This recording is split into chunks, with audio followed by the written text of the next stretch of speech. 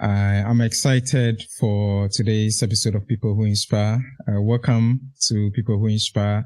I have a very wonderful woman today that I'm going to have a conversation with.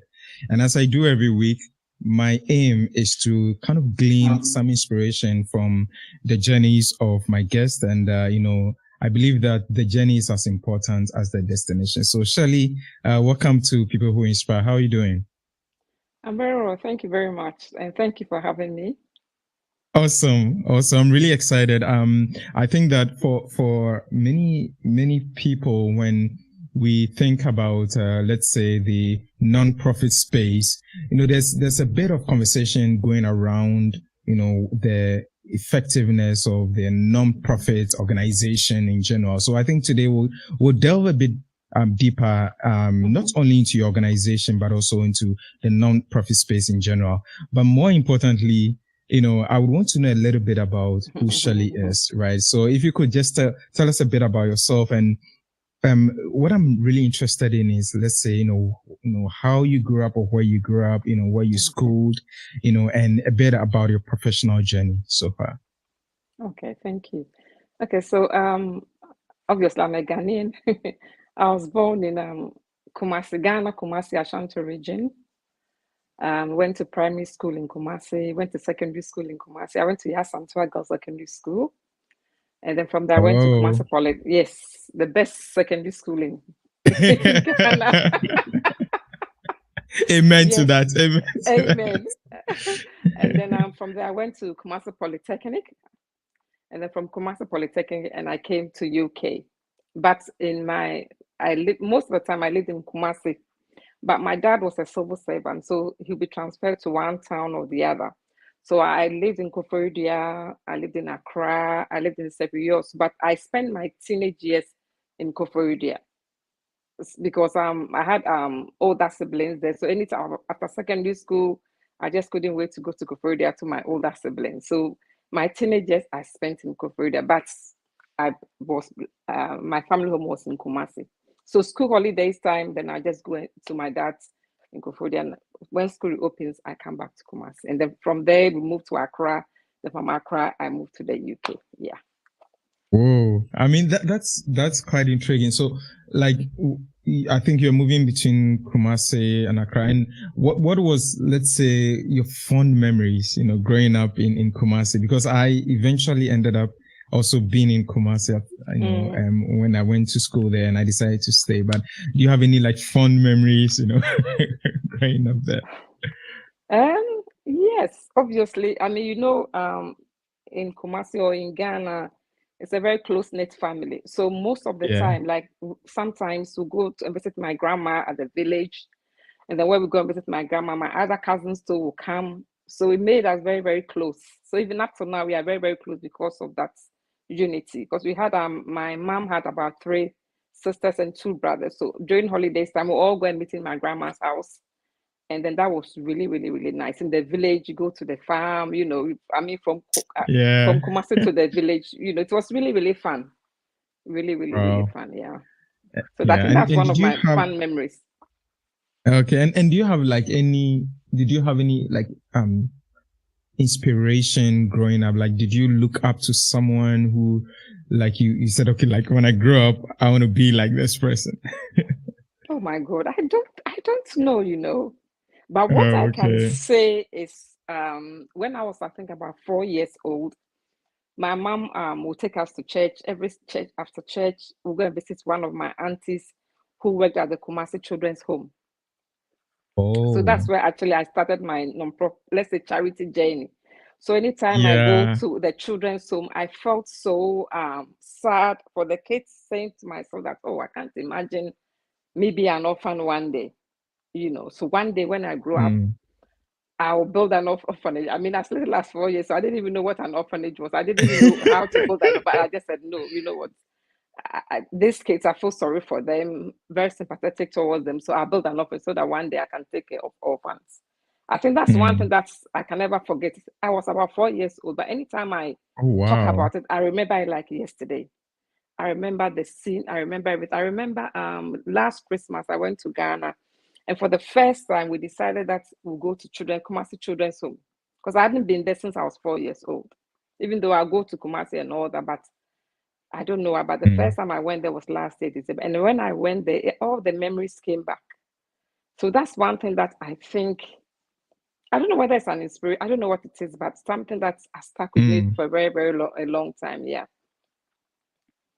I think that's a very important observation, because I realize that for every guest I have, there's that point of inflection, that like that point where something happens, or a relative says something or introduces them, for example, to something, and then there's this aha moment.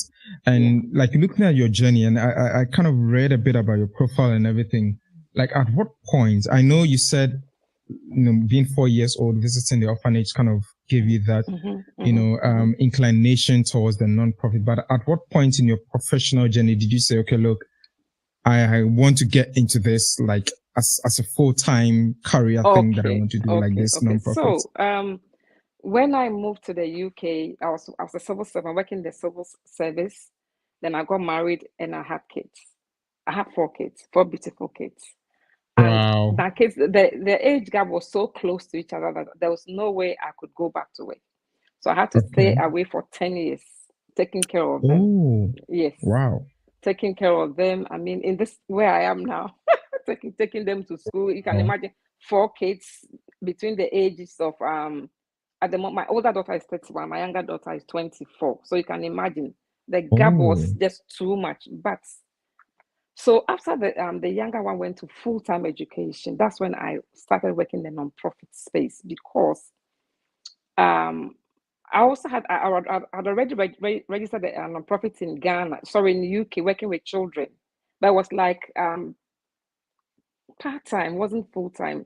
So I got an opportunity to work with an organization called Barking and Dagenham Faith Forum. And before that, I'd come to Ghana to register for an organization to work with children in Ghana. So I came back to UK, and then I went to this organization called Barking and Dagenham Faith Forum. And what Barking and Dagenham Faith Forum does is they support faith groups.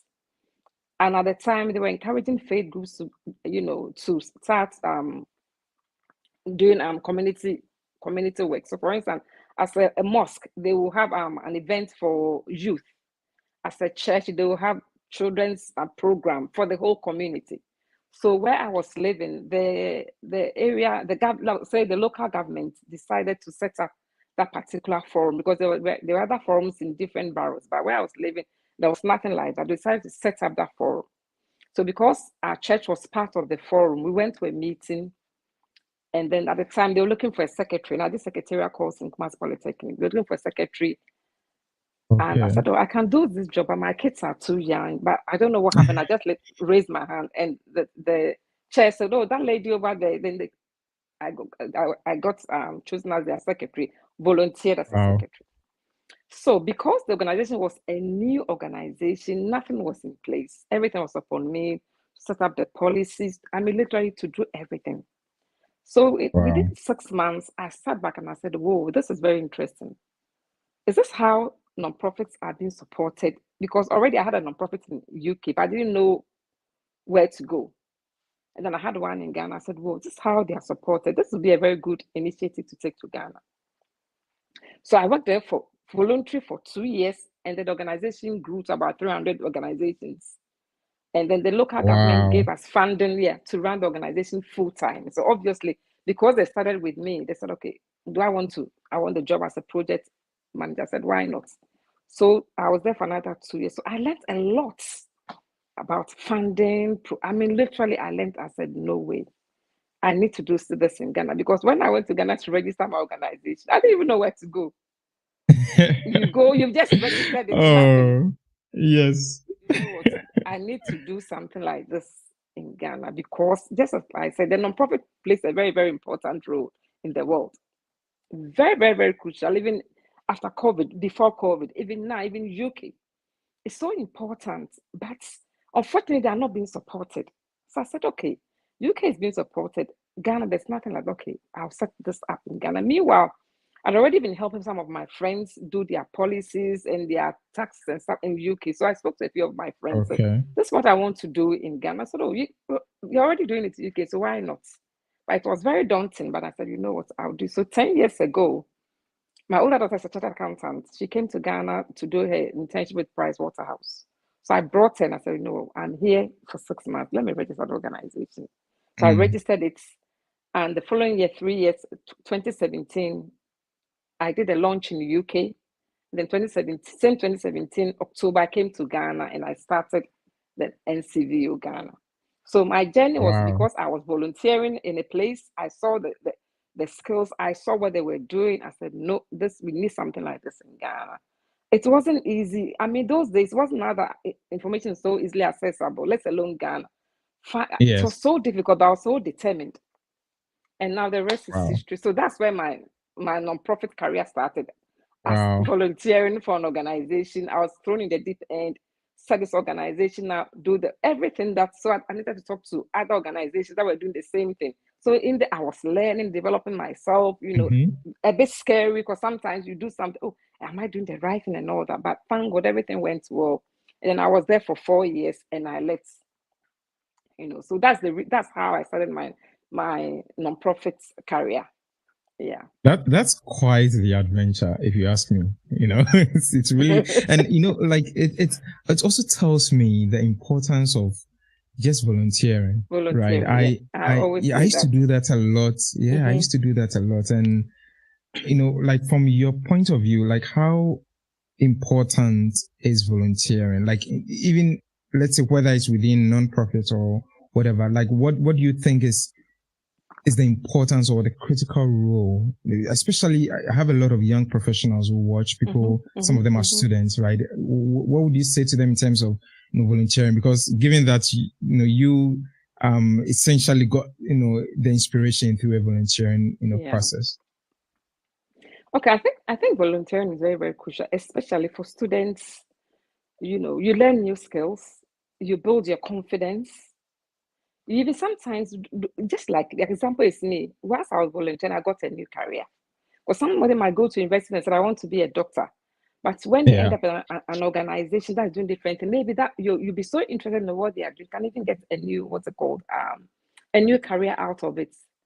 Volunteer. Exactly. I mean, just giving back alone, you yourself, you feel good about yourself. It boosts your confidence. You are giving not money, but you are giving your time and your resources and your energy. It's crucial. I really, really encourage people to volunteer. Especially some people just finish in this day in Ghana, people complain that there's no jobs in Ghana. When you finish university and you don't get it, just go and volunteer. You might never know. Even once you're volunteering, when they look how skillful you are, they might even employ you. You know what? So volunteering is really, really crucial. Actually, this year, one of the things that we wanted to do as an organization is to set up a volunteering pool in Ghana. So so that other organizations can come and pick some of them in, because it's very difficult to get volunteers in Ghana. We've tried it several times. Sometimes you give out a call for volunteers, they come within a month, you can't even find them anymore. So when I said, what's going on? So I said, okay, the month sometimes they just come, we don't even train them, we don't do orientation for them and all that. So we said, okay, when we are going to do our volunteering, but there's a lot that we'll put in place so that when they volunteer, they won't just leave. They will know that there's some stage that you have to go and all that. So I think volunteering is really, even before I started my nonprofit job, I was volunteering my kids' school. When they are doing anything, I'll just go and volunteer. Oh, wow. Yes, so I've been doing, even back when I was primary school, I just volunteer. When our school is doing something, they said, oh, who wants to help our volunteer? So I've been doing volunteer for a very, very long, and it's really, really nice. It gives you something to do. It boosts your confidence. You know that, oh yeah, you are impacting lives as well. Yeah, as for volunteer, we can go on and on and on.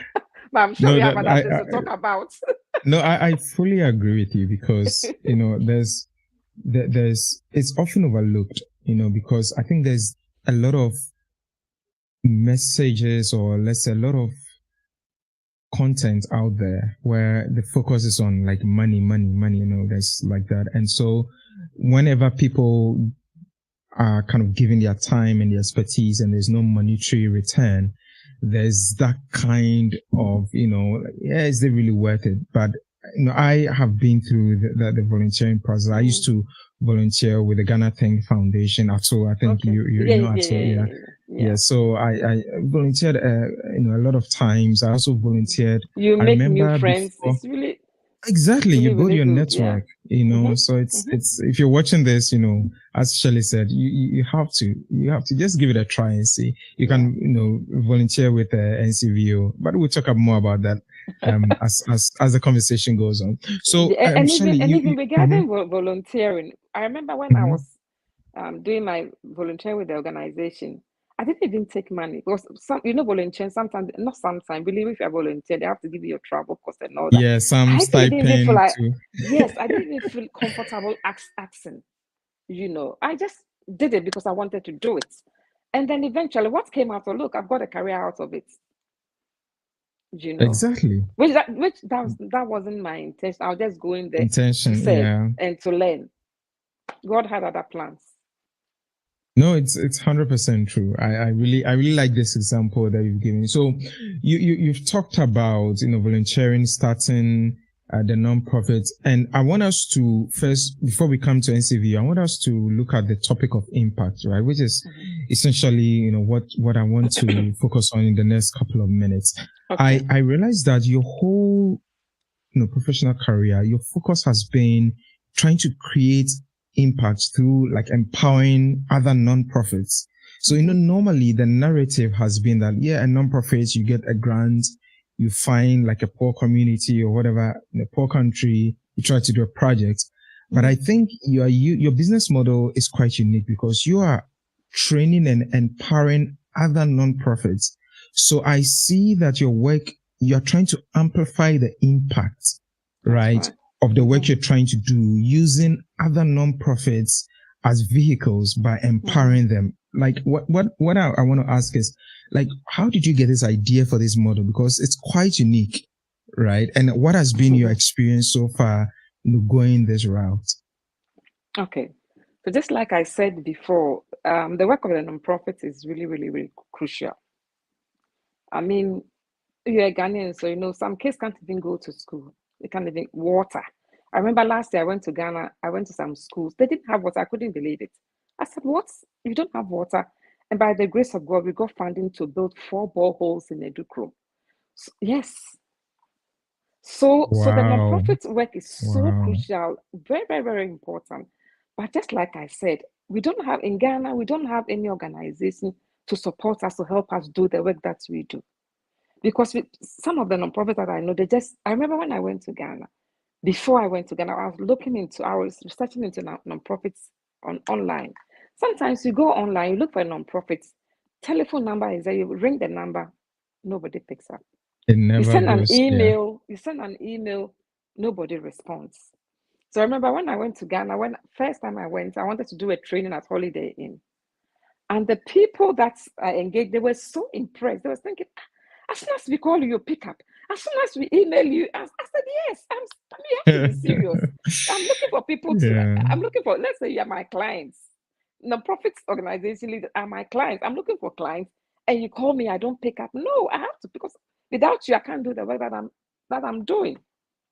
So I thought that if you want to create a lasting impact, you have to start from the ground. Just you yourself and the organization itself. You have to put some structures in place. And I found that was what was lacking. And because of that, a lot of nonprofits are doing wonderful work. They can't get access funding. Or sometimes within a matter of 1 year, 2 years, they feel that they can't even, move. Yeah. But meanwhile, the services they are providing was so crucial, which means that if they're working in a village and they stop providing for the kids or whatever, that means if it's water they are giving them or even healthcare, that means the services is stopped. So the reason why I did that, just to empower them so they can continue to make an impact, they can make the changes in their communities.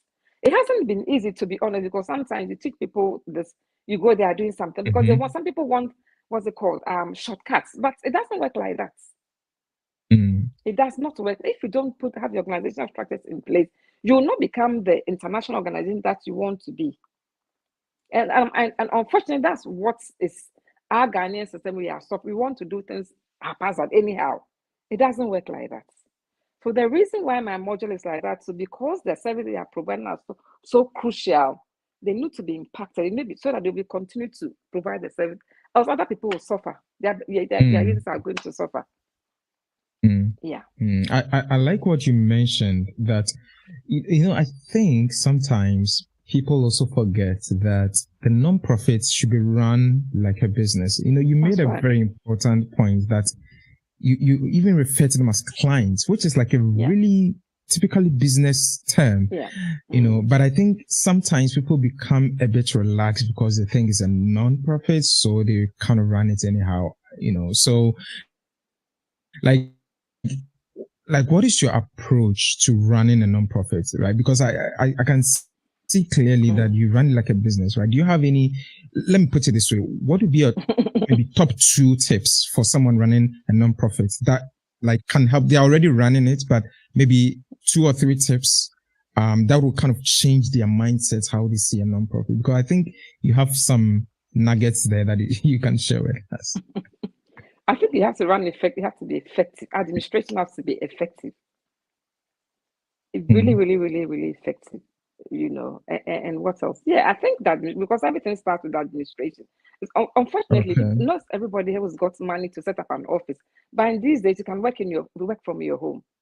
So your organizational or your organizational structure has to be in place. Very, very effective. Email, if you want to email people, do it excellent. Don't do it anyhow. People like cutting corners, but you have to be an effective leader. You have to run it effectively, like you're running a business. Like if it's your website, you do it well. Whatever you are doing, do it excellently. Excellence. Yeah, I think the key is excellence. No, that's a very. It's not easy. It is not easy. I have to be honest with you. But exactly. See, you always have to see where you are going. Yeah. So if you know you are going far, it all starts with the vision. Where are you going?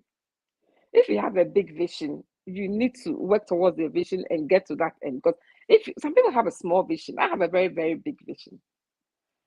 Oh, let me just do this more and then do anything. No. To be honest, forget it.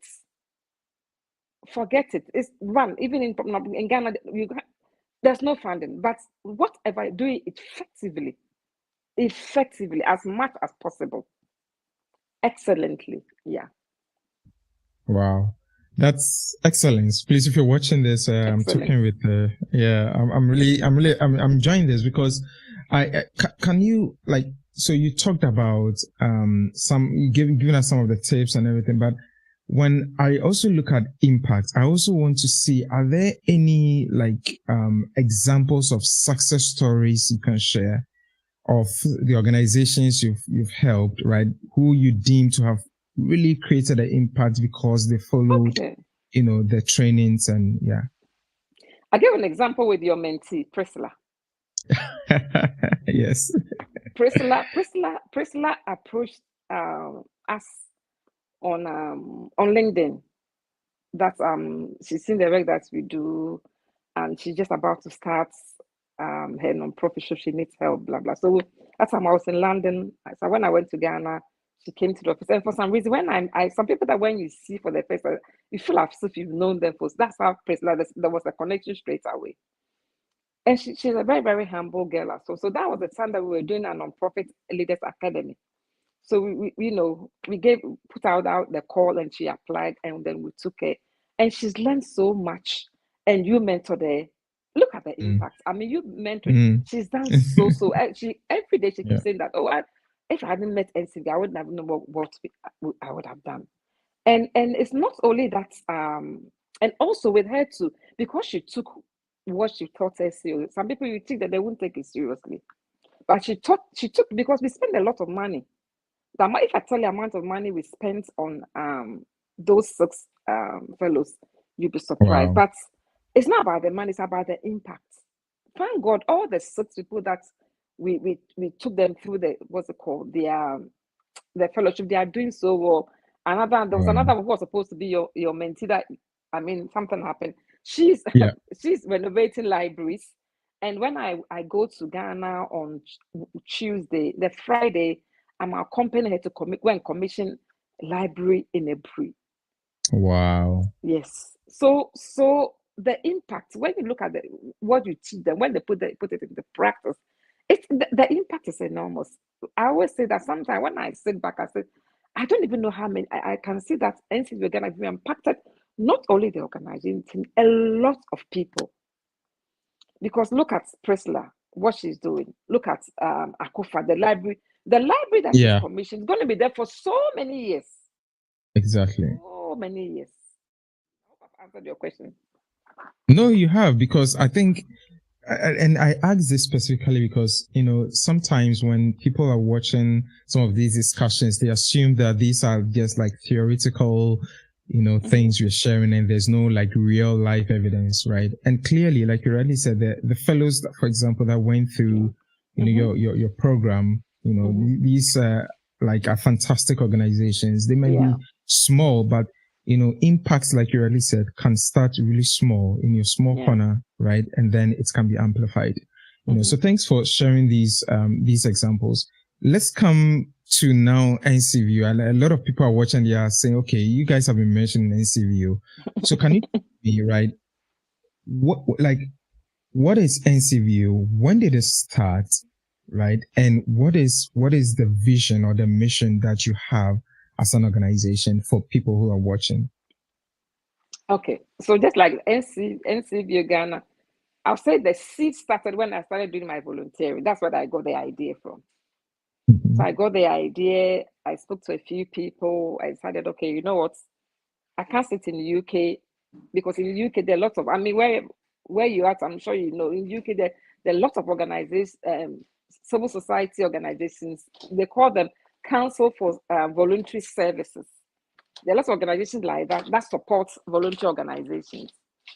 I said, there's lots here. My services are not needed in the UK, even though I support some UK-led organizations as well. My services are needed in Ghana. So I registered in 2014. 2017, September, we did the launch in the UK. 2017, September, we did the launch. 2017, October, I went to Ghana. I didn't know nothing. I didn't know the terrain. I said, I'm just going. I've done the launch. I need to go to Ghana and see what I can do. And God being so good, just before we did our launch, the entire Martin was the guest speaker. She shared our launch flyer. Yes, she's been part of NCVO's Guba. Yeah, she's my baby. She's been part of NCVO Ghana's journey from the inception. Even when I got the idea, I quickly messaged. I said, "This is what I want to do." She said, "Mommy, go for it." Anyway, so I got to Ghana. So then I shared the flyer of the launch on Instagram, and somebody saw it and told her that, tell the lady that when she comes to Ghana, I'll interview her. That was a lady from UTV. So I said, oh, praise the Lord. So now when I'm going to Ghana, I can go to UTV. So when I went to Ghana in October, then Tatu was in Ghana. So I went to see, I said, then I've come to Ghana. I don't even know what to do. I don't even know where to find these people. But I think if I go on TV and radio, maybe people can listen to what I'm saying and call me. She said, okay, fine. And thank God, she's got a lot of networks. So she gave me Bola Ray's number. And before that, too, the UTV link was there. So I called them. I went to Bola Ray's office. I had a 5-minute meeting with him. It didn't even last long. He said, no, I'll give you the audience. So I went on UTV. Wow. I went on GTV, and I went on Star FM and another station called something Lounge. I've forgotten the name. So I went there to go and talk about this is what I do. This is what we want to support the nonprofits in Ghana. So call us. We want volunteers. Once I was on TV and radio speaking, my phone was ringing. Wow. And I wanted to go to Ghana for just two weeks. But I said, you know what? I can't just, people started, within a matter of 2 days. I remember when I was in UTV, I was in Tesano. As soon as I finished the UTV meeting, my mother-in-law said, Shell, people are waiting for you in the office. Because we said I was in Tesano, people who needed help to run organizations. So within a matter of, let's say 2 weeks, I've gotten over 100 NGOs. So I said, no, I can't just leave this, but I need to go do something. so I quickly did needs assessment at Holiday Inn, and Ochami Kwame too also helped me a lot. Then I put me in touch with Ochami Kwame. So when we did our first needs assessment in Ghana, Ochami Kwame was even one of the speakers. The reason why I did the needs assessment was just like I said, I didn't know the terror, I didn't know what they wanted. I just wanted to find out their needs so that we could be able to serve them. So that's how I started. We did the needs assessment in Holiday Inn in October. We had about 80 people coming from Winneba, Kumasi, Volta region. And then I got some government ministers also to come and help support me there. So I took their data, and then I did a database, and I started, communicating with them, sharing them what we want to do. Then I came back to London, and then back and forth. So apart from also supporting them, giving them capacity building, we also do little projects here and there. For instance, if I see an organization that I'm supporting that is doing a project I'm passionate about, we partner and then we do the projects. I also get organization, Ghanaian-led businesses in UK that wants to do non-profit work in Ghana. We partner with them, support children with HIV, cancer, and stuff like that. So we also do little projects here and there, apart from the capacity building. Yeah. Wow, that's amazing, and I can see the even the passion oozing from you when you're talking about NCVO. What is so? Let me ask this. I know that as the leader of the organization, what is when you close your eyes and you try to perceive NCVO in the next decade, where do you see NCVO in the next decade and beyond? Oh, the whole of Africa. Wow. Because recently I spoke to, we have a platform, a WhatsApp platform. We have about 180 nonprofits on there. Not only Ghana, have some from Sierra Leone, Cameroon, Nigeria, Netherlands. So one of them is in Cameroon. And he came to Ghana, and somebody gave him my contacts. And then he called me, so I spoke to him.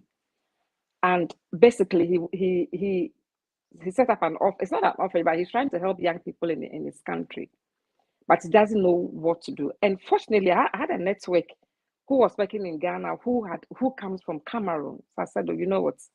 I just need to see what you are doing, whether what you are doing is true or not, because I can't just, you know what I mean.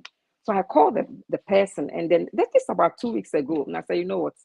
Somebody has contacted me from Cameroon. He wants help. He wants to help children. And my passion is I just want to help children. I really want to help, but can you please go to the organization and go and find out whether even this person is even genuine? And lo and behold, my colleague was living in the same town as the man who called me. It was so funny. He said, you know what, Shirley, don't worry, I'll go. And he went there. He went to see the work that he's doing. He said, oh, he's doing so well. So I asked him that. So if he's doing so, what is the non-profit states in Cameroon? And he said, there's no help, nothing. Ghana is even better. I said, you know what? We have to do something about it. I know that, for instance, in Nigeria, they have something like what I do, but just like the hospitals or doctors, we can have so many doctors, but everybody's, the way everybody does their work is different. So the fact that there's that organizations like us in Nigeria doesn't mean that we can't go there, because we know we can do a good job. So definitely the whole of Africa, yeah, because the help is needed. And just like I said before, the main idea is to support young their users. Because when you give them good support, give them good training and all that, they will be able to support the people that they are serving. Because I can't do it by myself. Because with me, I can't save the whole world. That's impossible. But when you train these non-profit leaders, they will be able to train the other people. Even today, one of them, other guy that we are helping, he was doing a launch in Obuasi somewhere. I was even watching it on YouTube. I couldn't continue because I had other things to do. And it was so touching. Just little of those advice that he gives, they put it in place, and they are serving people, they are changing people's lives. Wow. Yeah. That's before we go on, so what does NCVO stand for people who are watching? Okay. So NCVO what is called National Consortium for Voluntary Organisations. So because we are a consortium. Okay. So National Consortium for Voluntary Organisations. because it's such a long, so that's why we made it NCVO. But there's another NCVO in the UK. So that's why we added Ghana to it. So they are called National Council for Voluntary Services. They do something similar, but not like they are a membership organization. They don't. Our one is really, really hands-on. My approach is very, very hands-on. Almost all the non-profit that we support, all of them call me mommy. Very, very, very, very hands-on, because I believe that when you work with somebody, you can't just be like, for instance, online. They don't see that. You just have to be very, very close, So our approach is really, really, really hands-on. Anybody can just pick up a phone and call me. Oh, not when I'm sleeping, but during the, But some of the organizations are not like that, Yeah. No, that's clear. So NCVO Ghana, National Consortium of Voluntary Organizations. Voluntary organization. Okay. No, that's perfectly clear. And one of the let's say conversations around nonprofits is that maybe it's like a debate that keeps going on within the business space, because it is said that the grants or the monies that are used to run nonprofits, sometimes when by the time it gets to the communities that actually need the support or to be the true beneficiaries, like between when the money is released or the funding is released or when the project is set up and when the implementation happens, sometimes it so happens that some of the NGOs, don't fully assign the funds to the communities that should benefit, right? Do you have like programs that can help nonprofits? Sometimes it's deliberate, right? People are nefarious in nature. At other times, too, some nonprofits don't actually have control systems, right? They don't have any control system to put in checks and balances. Do you have, does NCVO Ghana have any like modules or training programs that helps, NGOs or nonprofits to have good either accounting systems or good reporting systems or controlling systems and things like that, that can help ameliorate some of these, problems that I've just mentioned? Okay. For instance, last year we had a training online on budgeting and I can't remember, but budgeting and also how to do your expenses and stuff like that. So we do that in the sense that if they give you funding and you don't budget properly, you won't be able to use the money wisely anyway. So we do that. We do a lot of training on. I wish I can remember the name of the training, but budgeting and forecasting. Yes. Okay. Budgeting and forecasting. Yeah. We did that. Yeah. And reporting and impact measurements. And then okay. Next question. I hope I've answered it. So you've answered it. So you do training on that. And do you think that these concerns are like, let me put it this way. So let's say I'm an NGO. I've done a training on budgeting, forecasting. How does, let's say, NCVO ensure that I'm actually implementing, what I've learned? Do you have like regular check-ins? I know you said you're hands-on, but like practically, how does that, happen? Like, do you do follow-ups or, check-ins with these nonprofits? Or to be honest, we don't do it in the sense that we don't give funding. Oh, okay. So we just give you the practical tips for you to the training. Okay. So you don't give funding. Okay. Yes, we don't give funding. Okay. Well, we give you practical tips. We train you, praying that because we are not a membership organization. We don't charge anybody. So that's going to be our next phase, whereby we want to put through a member, because if you become a member, that means that we have to make sure that you do what you said you do. Because obviously, when you set up an organization, as time goes, and then you just keep changing your approach, because what you are saying is very, very true. A typical example is I'm not going to mention the name. There's an organization in Ghana doing very, very well, funded us last year. They've done a lot of funding this year as well. And during the training and all that, they've brought a lot of structures in place because of what they've experienced. Okay. And I don't blame them because they are giving people money, and they realize that some of the money, just like you said, so now the structure they put in place I said, it's good because somebody wants to give you money. You want to take the money and waste it. How are you going to get more money? Exactly. You get me? Yeah, unless you don't have a long-term plan. But for instance, one thing with the founders here, they are human beings like us. So when they give you funding for 1 year, okay, and then your reports, your finances, everything is in place, they'll give it to you again.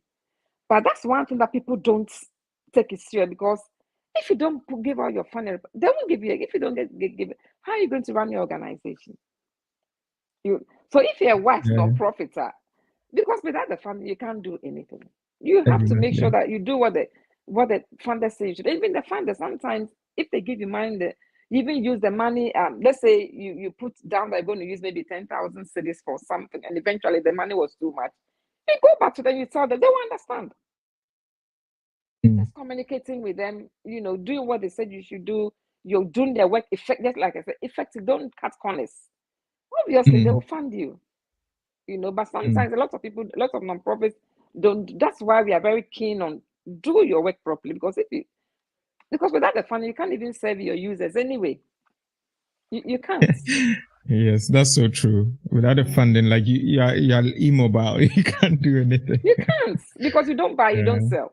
It's just these days that non-profits, when they are doing events, they will charge, but still it's not enough. So we depend on I think funding it's just and enough to grants and cover the operational.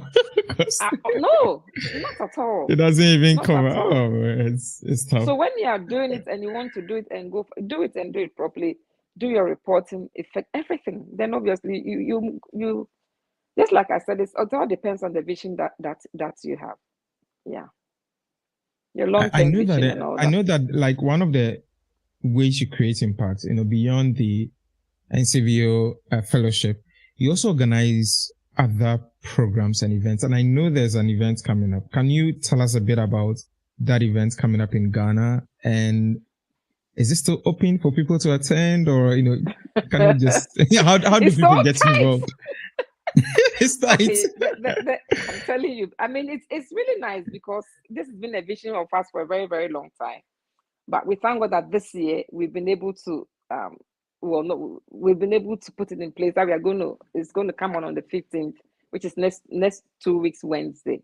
So it's called mostly organizational development, social impact, and organizational development and collaboration, because one thing we don't know in Ghana is collaborating with one another, organizations. Yes. So what we do with the people that we say, we encourage them to collaborate a lot. Obviously, you don't get up and go and collaborate with anybody. You have to put your structures in place, make sure that it's the right person, put your MOU in place and all that, then they collaborate. So we just want to teach them how to run the organization effectively. It's part of the conference. Make sure their taxes and everything is in order, because there's a lot of taxes. For instance, I mean, as a non-profit, even though there are taxes that you don't have to pay, but you have to pay your PAYE. Some of them don't even, but I don't blame them, because nobody tells them. So these are some of the things that we are going to talk about. And also, we're going to have panel discussion about the challenges of running non-profit organizations in Ghana, and also networking. So basically, it's organizational development, social impact, and organizational development. Because most of the time when we do these trainings, it's online, and it's not for a wider audience, but this one is for a wider audience. So a lot of people will benefit from it, so that they'll go back to the organization and learn, put the things that we've taught them into practice. Yeah. Wow. And I have the agenda here. Let me quickly. Okay. Yes. That'd be awesome. Yeah. So those of you watching, if you're watching for the first time, this is People Who Inspire, or PWI for short. I have the agenda on my phone. Yeah, I think it's better. Perfect. Yeah. So Shirley is just going to share a bit of the agenda for the upcoming program, social impact and organizational development. So this is like really, and I'm not sure, maybe after she shares the agenda, she'll tell us if there's still seats available. If not, then maybe in the next one. The next one. Yeah. Yeah. I mean, when you please don't forget to, Yeah, no, I know you share also like some details, but if you're watching, don't forget to, if you have any questions for Shirley or you have any comments, please feel free to send them through. Yeah. Okay. So the theme of the conference, so it's called the Made in Africa Nonprofit Summit. We specifically made it Africa. We didn't want to make it Ghana because, as I said, we are going to Africa and beyond. Continental. Yes. So it's Africa Nonprofit Summit, and the theme is powering social impact, organizational development, and collaboration. Wow. Yeah, you want me to repeat it? Yes, please. Yeah, okay. Repeat it. Powering social impact, organizational development, and collaboration. Okay. Yeah, so let me quickly see. I'm not going to give out all the agenda, but just of course, yes, you need to keep some for those who will be there. Yeah. Okay. So obviously, you're going to talk about running a nonprofit in Ghana, challenges and need opportunities. You're going to have a legal tax compliance for nonprofit organizations by a tax person to come and talk about the taxes that we need to put in place as an NGO. Because a lot of things have changed in Ghana for the past 4 years since the NPO directives came into place. Also going to get the NPO director. The NPO directives is, what's it called? It's not the NPO direct. The NPO secretariat has been put in place to regulate the nonprofit sector at the moment since 2020. And they have some, yes, which people, a lot of people don't know. So the head of the NPO is going to come and tell us about what you're supposed to do as a nonprofit organization, how to license your organization, what are some of the officers you need, what are some things you need to put in place. One of the things that they say we should put in place is, as an NGO, you have to have an office, which I disagree in the sense that you don't even have money to do your project. In the modern, yeah, exactly. If you had money for office in Accra. When this man comes and he tells us what, then at least people have opportunity to ask them questions because they are the government coming to us. So they have opportunity to talk to them about. One of the people who's going to be there is Ohiri Gifty Auntie. I don't know whether you've heard about her. Gifty Auntie Foundation. Yes. She's one of our special guests. She's even going to talk to us about her organization and a whole lot. Wow, that's amazing. For greater impact panel discussion. Obviously, you have lunch. There's food as well. You know. Tempting. So. Yeah. But that to be honest with you, a lot of people have registered. But people can register. Doesn't matter. So first come first. And how do people register? Do they call a number? Do they? We have a link. I will send you. We have a maybe later you can send it and I'll share. They should go to our LinkedIn page. It's all there. How to register is okay. Perfect. All the information is on our LinkedIn Perfect. page. Yeah. Yes. So please go to the NCVO and LinkedIn page. You will find all the information there. This is the African Nonprofit Summit. The good thing is that, and let's not underestimate the power of nonprofits, right? If we look right from the start of modern civilization, nonprofits have played a crucial role, right, to ensure that society, the underprivileged and marginalized, and mostly people who are not underserved, in society, at least, get some attention and they get some of their needs met. They can't do it all. They know that, but at least they create impact in the lives of people. So please, if you want to attend this summit, it's the first of its kind. It's happening, you said in 2 weeks. Is it the 15th? 15th of May, yeah. Yes, 15th of May. And what's the venue? Is in Accra?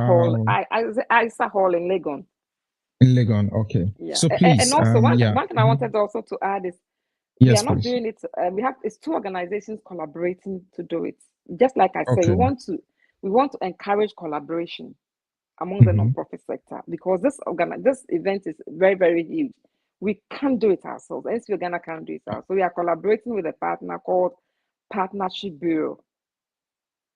They are amazing. The new nonprofits in Ghana, they are amazing. These 2 organizations coming together is awesome. So that's why we also want to demonstrate to the people that are coming that collaboration is, because without the 2 organizations coming together, we wouldn't have been where we are now. Because everybody's got their own expertise.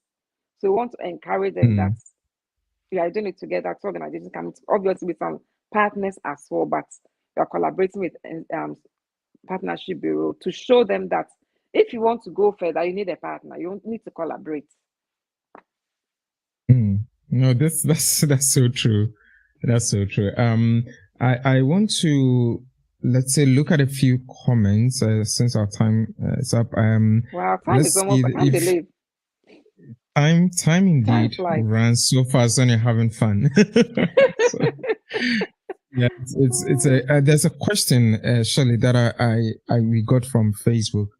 So this is from Sylvia. Sylvia says that, have you ever experienced racism during volunteering? If yes, how did you handle it? Fortunately, I've never experienced racism. Never experienced. But I'll answer the second question. Just in case you are working at an organization and you experience racism. Every organization, when you're going to when you're going to sign up, they give you some policies and equal opportunity policy. It's in there that they don't discriminate against your race or your ability and all that.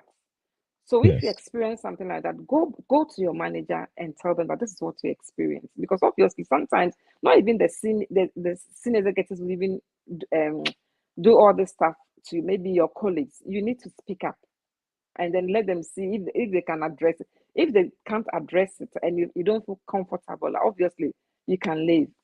Because don't forget that your workplace is very, very, to have a very peaceful working environment is very, very important, because you spend most of your time there.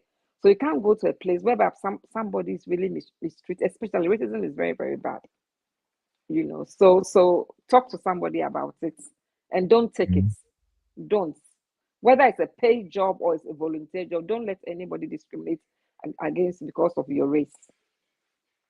100% agree with you, Shirley, on that. Yeah, just go through the employment. Sometimes these days, it's even in the contract. Your contract. There's a section that talks about equal opportunity, diversity, equity, inclusion, and that. Yeah, I totally agree. Yeah. Sometimes they don't put it in practice, but when it happens to you, just don't keep your mouth shut. Yeah. 100%. That's for that one. There's no don't even tolerate just it. In the first no. Yeah, I think that's the only question we had. What would be, Shirley? So, and I always like to do this. Like, people are watching, they get inspired by you. Two things I want you to to tackle as the final words. One would be, how do people find you and your organization? And number two is, how does, like, someone is watching, maybe they have an idea to create an impact. Can they come to NCVO to help them kind of refine the idea, to help them start, or, I think one thing I forgot to add is that's one of our objectives as well. We help people. So at the moment, we are turning into a consultancy for nonprofits in Ghana. Perfect. We are changing to consultancy. So we'll help you how to sometimes you want to, but you don't even have an idea. So you come to us, we'll talk to you, we show you what to do, we help you to register. Even sometimes I always say to people that there are too many nonprofits in the system. So if you feel you're passionate about something, look for an organization that you feel you can support. When you come to us, we can point you to that right direction for you to channel some of your money in there. Yeah, we can help you to register. We can, literally everything. It's a one-stop shop. So registration, and sometimes we do people's, for instance, I was speaking to another very big organization in Ghana, and I'm telling you that you have money, you need to do social impact, corporate responsibility. Oh, we don't have, I said, if we don't have time, we'll run the projects for you. Okay, so you can run it. So we also do project management. We do everything that you need about organization is on our website. They have a lot of information on our website, which is ncvoghana.org. Okay, ncvoghana.org. Ghana.org. Okay. Yeah. Perfect. Now that's really simple. We do monitoring and evaluation for organization. We do a lot. We do a lot. Yeah. So it's now a consultancy services for nonprofits. Because it's everything. No, it all comes. Consultancy is everything, isn't it? Training, exactly. Advice, information, advice, and all that. Yeah. That's a solid one. Do you have any final words as we wrap up to my viewers? Final words. Yeah. Any word of encouragement or any? Okay. Maybe as a non-profit, any. I'll speak as a non-profit person. As a non-profit, yes, please. Let's try and give. Because especially Ghana, and there's so much poverty in Ghana. Just like I said, you don't have to set up an NGO to support people. Your next door neighbor's child. I remember some time ago in Ghana, one of my next door neighbor child was talking about it. The child, I said, what are you? They said I didn't go. I said, why didn't you go to school? Said I was sacked because I didn't pay my school fees, and I paid the school fees. So little things like that. Little look around it. It's really nice to help. Look around and help as much as you can. Help as much as you can, yeah. Because if you do that, the world will be in a better place, The world will be if everybody does their bits. That's what I always say. That if everybody does their bits, because sometimes we are too greedy, we want it all by ourselves, but we need to share. The world will be in a better place if everybody. They say, brighten your corner where you are. Look around. Look around and see how best you can help other people. Live a better life. That's thank you, Shirley. I want to say a big thank you for making time. I know you have very tight schedule planning the event in Ghana, and you still made time, to be on the PWI platform. Thank you so much, and I really appreciate the work you do, and I respect the work you do, and I appreciate the fact that you made time to share your life story, your organization, and the impact that you are creating with my viewers today. So I want to say a big thank you. Thank you for having me. Thank you so much for having me. Also for me to be able to share my story. Yeah, I don't take it for granted at all. So anytime. Awesome. And thank you for. Also want to thank you for the work that you do, for giving people an opportunity to share their story. Because sometimes these stories are very inspiring. Very, very. It encourages us. It encourages people to know that nothing is impossible. Exactly. Just like I said. When I was when I started at NCVO, there was nothing like that in Ghana. Somebody would have been very afraid, but I pushed myself, and now look at the impacts. When you impact one organization, you don't know how many people have impacted you. So when you have something to do, yeah. So thank you also. Don't be afraid. Don't be afraid. Just there's nothing difficult. Just put in the hard work. Yeah. No, I agree 100%. Thank you, Shirley. And thank you each and every one of you that tuned in for People Who Inspire this week. And I look forward to next week's episode. And I wish you a great weekend. I'll see you in the next episode. Bye-bye, everyone. Bye-bye. Thank you. Yeah, Shirley, just bye.